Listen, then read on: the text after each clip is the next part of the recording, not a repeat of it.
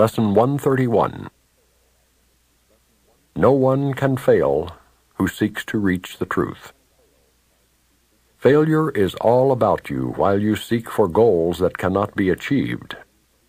You look for permanence in the impermanent, for love where there is none, for safety in the midst of danger, immortality within the darkness of the dream of death. Who could succeed where contradiction is the setting of his searching and the place to which he comes to find stability? Goals that are meaningless are not attained. There is no way to reach them, for the means by which you strive for them are meaningless as they are. Who can use such senseless means and hope through them to gain in anything? Where can they lead? And what could they achieve that offers any hope of being real? Pursuit of the imagined leads to death, because it is the search for nothingness. And while you seek for life, you ask for death. You look for safety and security, while in your heart you pray for danger and protection for the little dream you made. Yet searching is inevitable here. For this you came, and you will surely do the thing you came for. But the world cannot dictate the goal for which you search unless you give it power to do so. Otherwise, you still are free to choose a goal that lies beyond the world and every worldly thought, and one that comes to you from an idea relinquished, yet remembered, old yet new, an echo of a heritage forgot, yet holding everything you really want. Be glad that search you must. Be glad as well to learn you search for heaven, and must find the goal you really want. No one can fail to want this goal and reach it in the end. God's Son cannot seek vainly, though he try to force delay, deceive himself, and think that it is hell he seeks. When he is wrong, he finds correction. When he wanders off, he is led back to his appointed task. No one remains in hell, for no one can abandon his Creator, nor affect his perfect, timeless, and unchanging love. You will find heaven. Everything you seek but this will fall away, yet not because it has been taken from you. It will go because you do not want it. You will reach the goal you really want as certainly as God created you in sinlessness. Why wait for heaven? It is here today. Time is the great illusion. It is past or in the future. Yet this cannot be, if it is where God wills his Son to be. How could the will of God be in the past or yet to happen? What he wills is now, without a past and wholly futureless. It is as far removed from time as is a tiny candle from a distant star, or what you chose from what you really want. Heaven remains your one alternative to this strange world you made and all its ways, its shifting patterns and uncertain goals, its painful pleasures and its tragic joys. God made no contradictions. What denies its own existence and attacks itself is not of him. He did not make two minds, with heaven as the glad effect of one, and earth the other's sorry outcome, which is heaven's opposite in every way.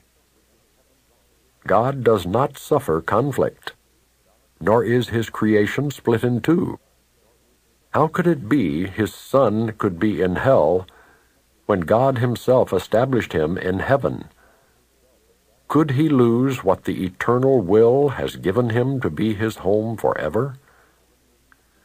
Let us not try longer to impose an alien will upon God's single purpose. He is here because he wills to be, and what he wills is present now, beyond the reach of time. Today we will not choose a paradox in place of truth. How could the Son of God make time to take away the will of God? He thus denies himself and contradicts what has no opposite. He thinks he made a hell opposing heaven and believes that he abides in what does not exist, while heaven is the place he cannot find. Leave foolish thoughts like these behind today and turn your mind to true ideas instead. No one can fail who seeks to reach the truth, and it is truth we seek to reach today.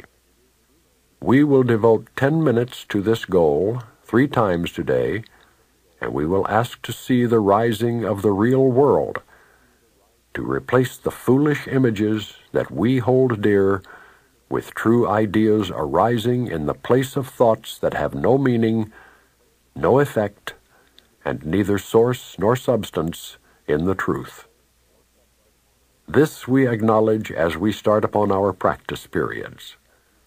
Begin with this: I ask to see a different world and think a different kind of thought from those I made.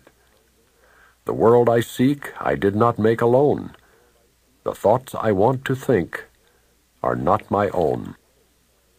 For several minutes, watch your mind and see, although your eyes are closed, the senseless world you think is real. Review the thoughts as well which are compatible with such a world, and which you think are true.